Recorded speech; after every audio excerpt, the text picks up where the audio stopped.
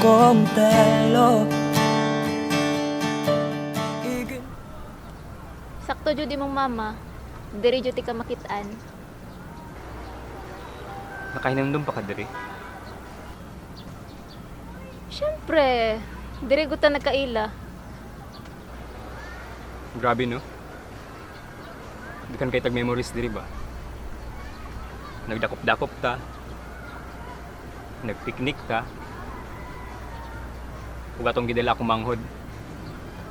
Namurad jud tag mag-asawa ato. Na pamilya tanawon. Lagi, grabe kay tag memories diri. Katong mga panahon nga grabe kay atong kalipay, kompleto akong adlaw.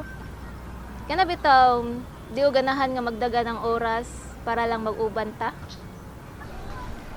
Nakahinamdum pug ka diri. Na permitted ta diri mag-date. Maminaw og mga love songs.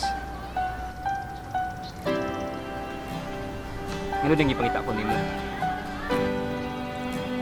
Naro ko kay gusto ipangutana nimo. Isa man. Love pa ko nimo. Ginawa ko Anong nangutana ka na? lahat. Tubagan na lang gud akong pangutana. Love pa ko nimo. Kay ba ka? The first pa lang itong kita.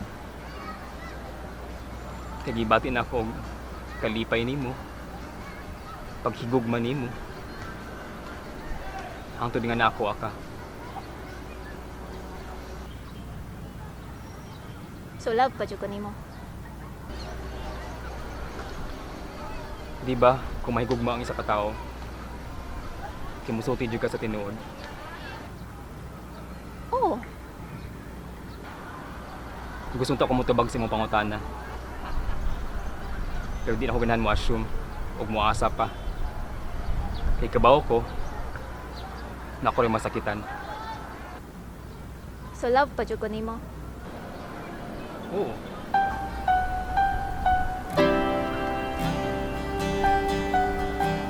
Nakipagbuwag ko niya kay ikaw gihapon nung nasa akong kasing-kasing ug hunahuna. Sorry kung napasakitan ta ka. Ginawa ko naman lahat. Ako ang dapat mag-sorry. Kinapasakitan pud ti ka. Pasaylo ako sa mga sayop nga desisyon. Ug sa mga panahon nga nagbinuang ko nimo. Kaya ang tanan na akong kamahayan. Nga nung nabuhaton na ako nimo. Gipasaylo na ti ka. Gipasaylo na ti ka. Og sakto jud nga lisod i-move on sa tao nga naghatag nimog kalipay. Nga naghatag nimog inspirasyon. Og labaw sa tanan, naghiligog maay mo bisan sa grabe nga kasakit og problema nga naabot sa inyo ang duha. Ang tanan natong naagian kay naay rason. Aron ta makakaton sa itong mga sakto o itong mga sayop. Kaya ang gugma wala gipili.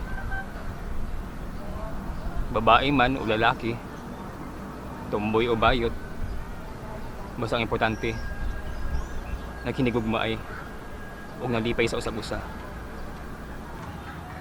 Sakto ka nga ang gugma walay gipili. Basta ang importante, naghinigugmaay mo ug naghatag mo og kalipay sa usag-usa. So kita na balik.